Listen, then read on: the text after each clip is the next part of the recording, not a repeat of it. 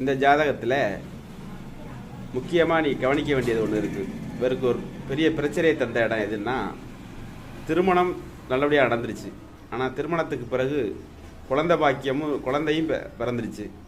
திருமணம் நடந்து குழந்தை பாக்கியம் நடந்த பிறகு அவங்களுக்குள்ள பிரச்சனைகள், பிரிவுகள் டைவர்ஸ் ஆயிடுச்சு. என்ன காரணம்னு பார்ப்போம் பாருங்கள்.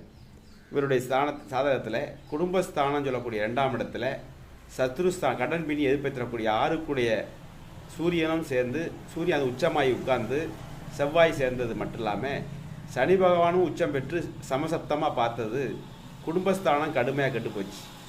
அடுத்தபடியாக களத்திரக்காரன் சொல்லக்கூடிய சுக்கிர பகவானோட ராகு இணைஞ்சு அந்த களத்திரஸ்தானாதி காரகனும் கெட்டு போயிட்டார்.